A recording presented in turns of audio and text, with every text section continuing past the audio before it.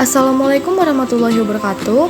Perkenalkan, nama saya Rania Dwi Putri Indriani, absen 25 dari kelas 12 E2. Hai teman-teman semua, kalian pernah gak sih lihat pagar rumah, sepeda, atau mobil yang udah mulai coklat, ngelupas, dan kalau disentuh tuh berdebu kayak bubuk karat? Nah, itu bukan kotor ya, tapi itu namanya korosi. Korosi itu kayak penyakit buat logam. Dia pelan, diam-diam, tapi pasti bikin logam rusak dan rapuh. Kalau manusia bisa keriput karena umur, nah logam juga bisa keriput gara-gara korosi. Dan tahu nggak, korosi ini bukan masalah kecil loh. Di dunia industri, kerugian karena korosi bisa miliaran bahkan triliunan rupiah tiap tahun. Makanya hari ini aku bakal bahas lengkap tentang pengertian korosi, penyebab korosi, reaksi kimianya, dampak korosi, dan tidak lupa dengan cara pencegahannya. Nah, bagi yang belum tahu, pengertian korosi itu apa sih?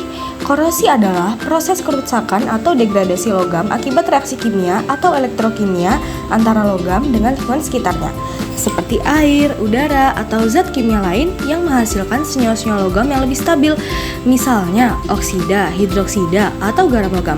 Secara umum, korosi menyebabkan perubahan sifat fisik dan mekanik logam, seperti penurunan kekuatan, pelapukan permukaan, serta hilangnya massa logam secara bertahap. Penyebab korosi itu apa aja sih?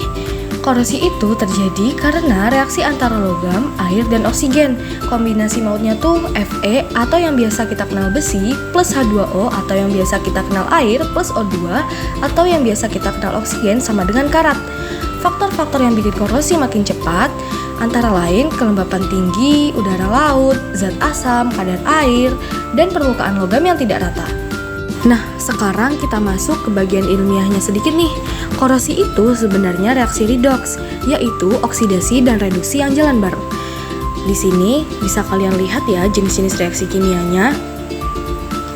Karat ini bikin logam gak kuat lagi, rapuh, gampang patah, dan gak bisa dipakai seperti semula. Jadi, kalau udah karatan, logam itu udah kayak pensiun dini deh. Nah, sekarang kita bahas bagian pentingnya yaitu dampak korosi. Yang pertama ada kerugian ekonomi. Bayangin aja, pipa bocor, tangki retak, jembatan rapuh, semua perlu diganti dan biayanya mahal banget. Terus yang kedua ada kerusakan infrastruktur.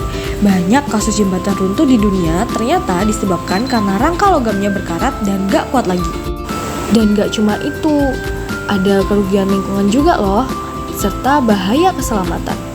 Misalnya pipa gas bocor, tangki meledak, atau kendaraan mogok karena komponen logamnya hancur. Nah, untungnya korosi bisa dicegah. Ada beberapa cara gitu nih buat melindungi logam dari serangan karat. Yang pertama ada pengecatan. Jadi, cat bukan cuma buat gaya, tapi juga buat bertahan hidup dari korosi. Yang kedua ada galvanisasi.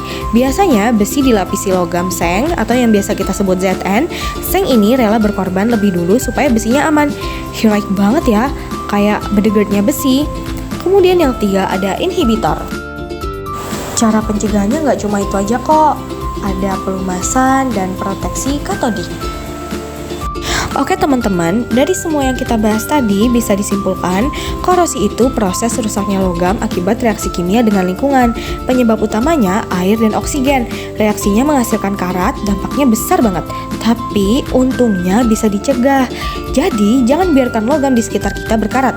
Rawat, cat, dan lindungi karena begitu korosi mulai menyerang gak ada cara cepat buat memperbaikinya. Ingat, lebih baik mencegah karat daripada memperbaiki kerusakan. Sekian presentasi dari aku. Semoga setelah ini kalian semua jadi anti karat squad ya. Wassalamualaikum warahmatullahi wabarakatuh.